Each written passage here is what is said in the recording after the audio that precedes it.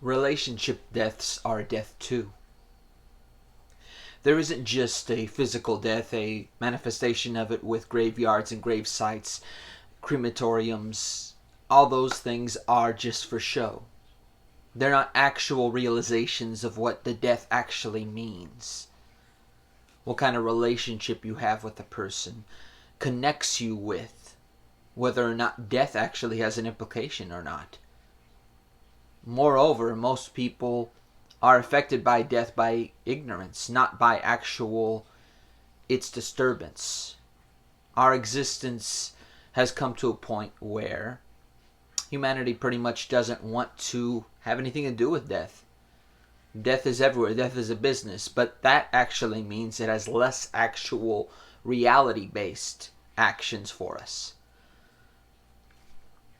I think I recognize now how important death really is, and why most people actually don't want to accept that people die. I know that people die. I know that relationships have died, friendships have died. So much is intermixed in my personal life to where I tried so hard to overshare, to be there, to be the person that gives to people what they didn't have in their lives, or gives to people what they're not having in their lives in the moment. They acknowledge it with me, but with the person they're with, they don't acknowledge it. And I recognize how really brutal that is and stupid that is to do. I can't escape death when I do that, pretty much. I can't escape how basically other people think of death and how I thought of death for so long. My fascination with it came to a point where I was redoing conversations with people that already were dead to me. Not necessarily dead to me, I was saying that at that moment, but by how the relationship ended. I wasn't able to interwove and come talk to them again because of it. I was able to redo a conversation on my own again and again and again in my room when I was a kid even.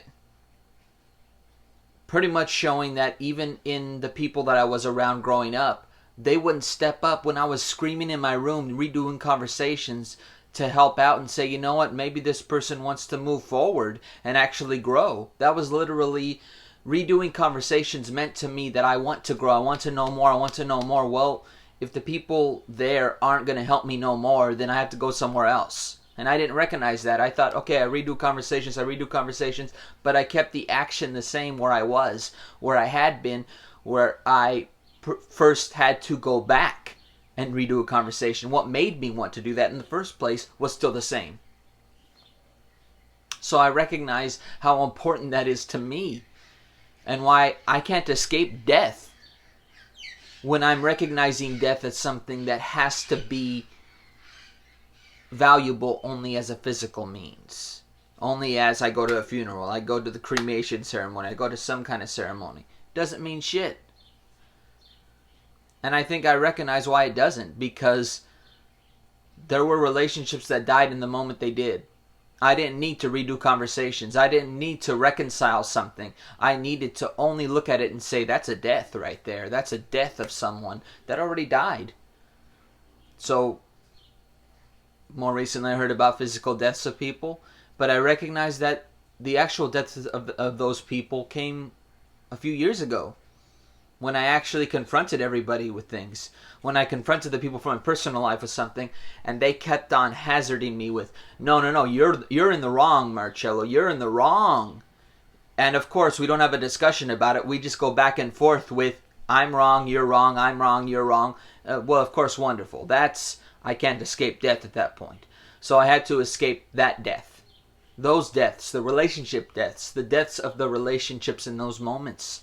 And not redo conversations anymore, but be with someone who I didn't have to redo conversations with in the first place. It wasn't all lined up. It was literally, I didn't line my life up at all. And this was the first time where I did. Where I can think for what I like. And not think about supporting everybody else's likes. Love you.